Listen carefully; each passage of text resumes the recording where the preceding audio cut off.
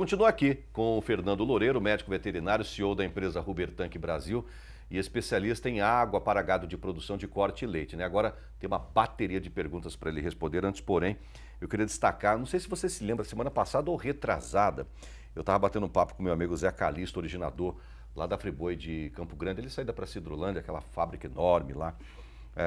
E ele estava mostrando um gado que ele abateu lá na fazenda CJB Agronegócios de Ribas do Rio Pardo, do Claudimar Bortolim. E me chamou muito a atenção essa imagem aqui. Coloca aqui na tela, por favor. Dá uma olhadinha nesse bebedouro aí do Claudimar. Olha que maravilha. O Claudimar é cliente, se eu não me engano, o Claudimar, o pessoal da fazenda lá, é cliente do Fernando. Parece uma piscina, dá vontade até de dar uns mergulhos aí, ó. Que beleza. Parabéns a esse exemplo aí, não, Fernando? Ô Mauro, eu gosto quando o pessoal é bastante caprichoso como isso, porque aqui você vê que o bebedouro está passado a cal virgem nas paredes, e ele traz um benefício. Você vê a coloração azulada da água, tá? Você vê, enxerga com facilidade o fundo e fica muito mais prático do campeiro visualizar a sujeira e a necessidade de limpeza. Então, ele dá uma sensação muito boa de limpeza, e os animais, não é o aspecto visual, mas ele sente a qualidade da água, a limpeza, e por isso ele bebe melhor. Mas a cal não faz mal pro animal não, né? A cal, ela é um agente que vai auxiliar na limpeza, assim como o cloro, o sulfato de zinco, e tem outros elementos químicos que vão fazer. O que tem que tomar cuidado com o excesso de cal, só se for excesso, e isso seria uma observação no consumo, é que pode deprimir um consumo um pouco se alterar muito o pH e ficar muito alcalino. A cal eleva o pH. É interessante que ele faça, mas faça aquelas medições, né, para ver se tá no pH correto, né? E aí é o que eu venho tentando com mais pessoas, Brasil afora, já tem gente nas universidades ajudando, muitos técnicos. Você tem que tratar um bebedouro como esse exatamente como a piscina da sua casa, do seu condomínio. Lá na piscina da casa, a gente tem um piscineiro que vem e que cuida. Na maioria das vezes não somos nós da casa que cuidamos. Nós temos uma pessoa encarregada e ele visita uma vez por semana, uma vez a cada 15 dias. Ele tem um estojinho, ele analisa a qualidade da água, ele vê, faz o comparativo, ele põe o produto reagente e ele vê a necessidade de cuidar do pH, deixar neutro, 7, que é o que os animais precisam, um pH neutro ali no 7, porque eles vão beber melhor. Trata a água, a quantidade de cloro, a frequência que vai colocar, ou cal virgem, ou outro elemento, mas nunca esquecer que é importante a remoção física, retirar a matéria orgânica em excesso. Mas parabéns ao Claudimar e toda a equipe lá da Fazenda CJB Agronegócios de Ribas, viu? Agora vamos lá, pergunta e resposta rapidinho, bora lá? Vamos lá. Jean Rodrigues de Ji, Paraná, Rondônia. Quais as recomendações para essa época das águas? Aqui a gente usa açude na fazenda. Acabamos de falar sobre isso, ó. Cuidado. No açude é muito mais difícil, Mauro. No açude a gente não exerce controle, Jean. Como que a gente vai determinar a quantidade de água do açude? Se você passa 15 dias sem chuvas, ele baixa. Se choveu 3 dias antes, ele subiu. E aí você não tem como colocar produtos para controlar o pH. É a maior forma de fornecimento de água, sim, mas você não exerce a gestão sobre o açude. Eliane Souza, venda nova do Imigrante Espírito Santo. Vejo alguns pecuaristas usando caixa de amianto para o gado. Tá certo? Eliane, não está certo, não está certo. Vamos ser bem direto e bem duro, volta e meia me aparece isso. A caixa de amianto ela já está proibida para uso humano nas casas d'água há aproximadamente 20 anos, Mauro. Ela tem uma questão de saúde para nós humanos, porque ela solta e libera um produto que pode vir a ser cancerígeno. Então não tem por que a gente usar isso para os nossos animais de produção, porque nós vamos consumir o leite e a carne. Então, procura evitar, porque nem boa ela não é, ela quebra com facilidade, não vai trazer grande benefício. Caixa de amianto, não. Hipótese alguma, tá bom?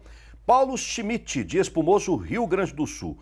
Eu uso 3 gramas de cloro a cada 1000 litros de água. Esta é uma dose diária? Paulo Gaúcho.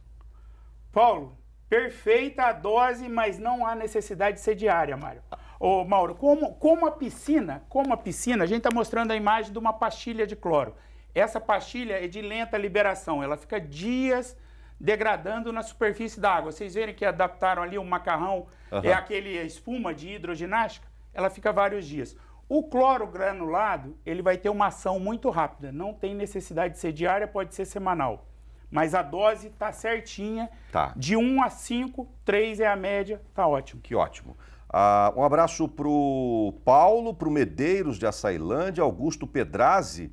Esse Fernando é um mestre sustentável das águas.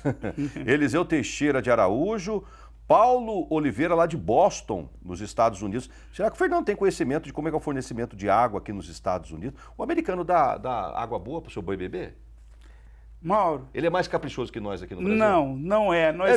Nós somos muito melhores do que o americano no fornecimento de água. Parabéns. A principal preocupação do americano é com a água, principalmente, ele está falando de Boston, o Paulo, um abraço para o Paulo, mas toda a parte norte dos Estados Unidos, eles têm problema de inverno de 4, 5 meses de água congelar nos bebedouros. Eles têm que entrar com produto... Isso? Normalmente são descongeladores, produtos para elétrico, para evitar o congelamento ou ir lá quebrar o gelo mesmo. Que doido. Alberto Moreto, lá de Ponta Grossa, Paraná. Qual a diferença entre o cloro de tratar água de piscina e o cloro para tratar gado? Não tem diferença. Não tem diferença. Você pode usar todos os produtos de piscina, é onde eu tenho trabalhado bastante para a gente transformar o pessoal da fazenda, colaborador da fazenda, em bebedozeiro, que seria o termo analógico aí ao piscineiro das cidades. Cuidar do bebedouro pode ser com cloro de piscina, com produto de piscina, sim. Tá bom, vamos lá. Júlio César, de Vera, Mato Grosso, terra querida.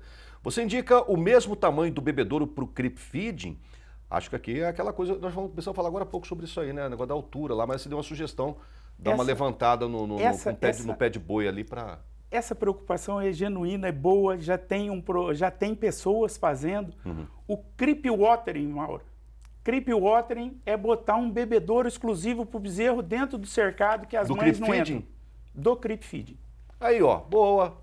Sabe o quadradinho do creep feeding? Ali é pro bicho lamber, né? Aquele proteico energético. Você faz um bebedourozinho ali também para ele, pro bezerrinho. Muitas vezes o pessoal faz o cercado muito pequeno. Pode fazer maior, pro bezerro entrar lá dentro, bebe água, come suplemento, deita lá dentro. Pneu de tratorzão, aqueles caminhãozão grande para vaca, e um pneu de fusquinha pro bezerro. Pode ser, mas adaptado à altura, porque o bezerro bebe, ele é bem mais baixo. Tiago Ferreira, lá da minha querida Nova Canaã do Norte, Mato Grosso. Há pouco mostrei um gado lá dos Beledelli, lá de Nova Canaã. Ele é zootecnista, parece que é cliente seu esse cara aqui, hein? Está procurando informações sobre o tratamento de água para reservatório na propriedade. Ele possui um com capacidade de 600 mil litros, com bebedouros entre 2 e 3 mil litros, né, em cada piquete lá. Esses bebedouros são lavados uma vez por semana e a água está sempre renovada. Estou fazendo a coisa certa? Continua assim ou não? Continue, Tiago, perfeito. O Tiago está lá, um grande amigo da família Esguizer, do Lorival e do Rafael. São meus amigos, clientes, e ele antecipou essa pergunta que mandou para vocês, e aí ele me encontrou. Ele começou a trabalhar na fazenda e não sabia da nossa relação. Eu já conversei longamente com ele e passei essa orientação. O cuidado, pessoal, com reservatório de 600 mil litros, de 1 milhão de litros, ou mesmo de 100 mil litros, é que você não consegue, com uma periodicidade tão boa, jogar toda aquela água fora para limpar. Mas é necessário, de tempos em tempos, ter na escala de serviço.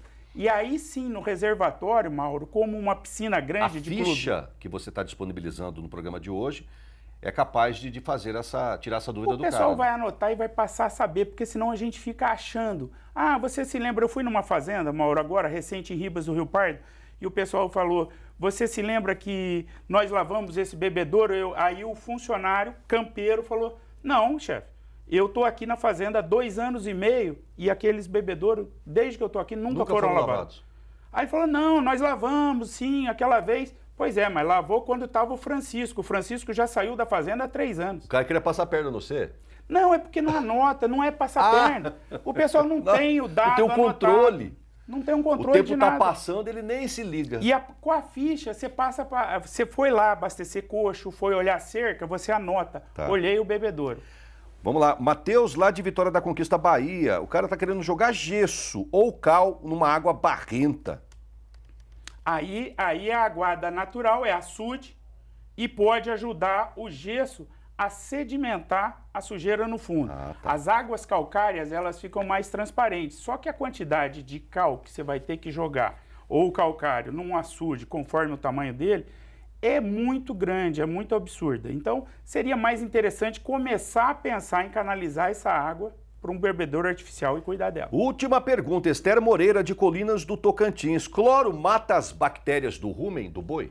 Mito, cuidado com isso, porque isso é falado entre nós, técnicos, veterinário, agrônomos, zootecnistas, nas faculdades, passaram a adotar esse mito também, que não usa cloro de jeito nenhum porque vai alterar a flora ruminal, vai matar as bactérias do rumen. A quantidade para que isso ocorresse, Mauro, teria que ser absurdamente alta. E aí a água vai ficar, como a gente já foi em piscina, com cheiro de cloro. E aí os animais não bebem, porque está cheirando muito, um excesso de cloro. Então, para causar esse dano, teria que ser uma quantidade muito alta. Dosagem. E aí tudo, que é a diferença do remédio para o veneno é a dosagem. É verdade. Tudo que a gente errar a dosagem, se a gente beber água pura, mineral, nós seres humanos em excesso, vai nos fazer mal. Então, não tem grandes possibilidades desse erro acontecer, jogar uma quantidade absurda de cloro lá, porque isso custa dinheiro. Então o pessoal vai botar a dose certa, assim como os elementos da suplementação. É isso aí, Mauro. Então, dose certa de cloro não vai interferir na flora ruminal do seu boi, tá bom? O Fernando preparou 3 telinhas rapidamente, o que deve e o que não deve. Como é que você tem que ficar atento aí com as coisas na sua fazenda? Tem um cavalo bebendo água aí, o que diz essa primeira tela aí, Fernando? Água perfeita, ótima, limpa, bebedouro, isento de matéria orgânica, sujidade, nada no fundo, não tem farelo, não Perfeita tem essa folha. água. Perfeita, é isso que a gente deve buscar, deixar o bebedouro assim, sempre, limpando. Próxima tela. Muitas vezes o pessoal vai fazer leitura do bebedouro, olhar e falar, eu acho que tá bom, Tá essa mais ou- água tá lá, mais- tá água mais por ou cima. menos. A água por cima está transparente, eu enxergo o fundo. A questão que a gente vê naquela parte de baixo é um osso, é uma vértebra de lobinho.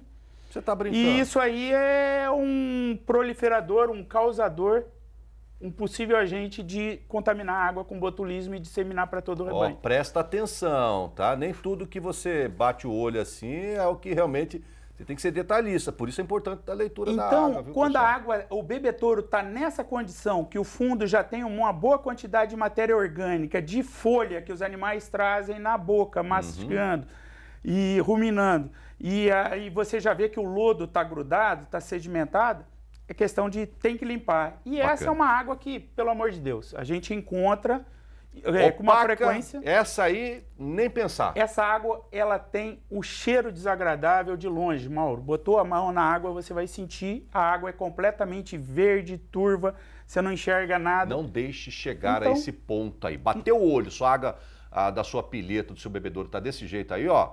Faz uma força-tarefa, chama o vaqueiro, o boiadeiro, vai lá e dá uma geral lá, vamos limpar lá os bebedouros dos nossos piquetes, né? Rapidamente lá, vamos encerrar o Giro do Boi, mas não se esqueça que o Fernando hoje está presenteando todo pecuarista, telespectador do Giro do Boi, com as fichas de leitura de bebedouro. São 3 níveis, tá? E ele pode te mandar toda aí através do e-mail, tá? rubertanquebrasil@gmail.com. Fique à vontade, preencha, debata esse assunto aí junto com o seu pessoal e, é claro, você vai ver aí dar uma guinada na sua produção, na sua produtividade. Meu amigo, Grande Fernando, obrigado pela eu que pela agradeço. visita, viu? Show de bola, sempre bom estar aqui. Obrigado. Vamos girar esse boi pelo Brasil. Vamos, obrigado, viu?